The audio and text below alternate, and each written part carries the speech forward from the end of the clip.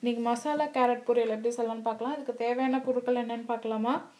Carrot 4, சின்ன வெங்காயம் 6, பூண்டு பல் 4, கருவேப்பிலை ஒரு கொத்து, மஞ்சத்தூள் 1/4 டீஸ்பூன், காரத்துக்கு ஏற்றாப்புல நீங்கள் வச்சுக்கோங்க. நான் 1/2 டீஸ்பூன் வந்து மிளகாத்தூள் வச்சுருக்கேன், 1/2 டீஸ்பூன் வந்து சாம்பார் பவுடர், அதுக்கப்புறம் சோம்பு வந்து 1/4 டீஸ்பூன். ஃபஸ்ட்டு என்ன பண்ணோன்னா கேரட்டை நல்லா கொஞ்சம் பெருசு பெருசாக அரிஞ்சிக்கலாம்.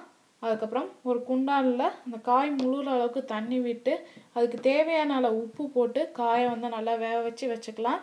வச்சு தனியாக எடுத்து வச்சுருங்க அதை. அதுக்கப்புறம் இன்னொரு மிக்சியில் பூண்டு வெங்காயத்தை போட்டு ஒரு ஓட்டி வச்சுக்கலாம். அதுக்கப்புறம் ஒரு பேனில் எண்ணெய் விட்டு சோம்பு போட்டுக்கலாம். சோம்பும் கருவேப்பிலையும் பொரிஞ்சு வந்தோடனே அரைச்சி வச்சுருக்க வெங்காயத்தையும் பூண்டையும் போட்டு வதக்கிக்கலாம் பச்சை வாசனை போகிற அளவுக்கு. இப்போ அதில் நம்ம கேரட்டை போட்டுக்கலாம். பச்சை வாசனை போனதுக்கப்புறம் தான் கேரட்டை போடணும்.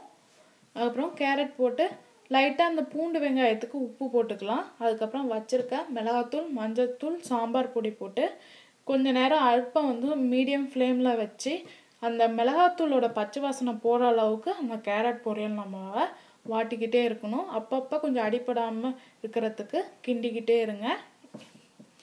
அது நல்லா பச்சை வாசனை போயிடுச்சான்னு பார்க்குறதுக்கு வாயில் ஒரு துண்டு போட்டு பார்த்தீங்கன்னா காரம் ரொம்ப உதைக்காது.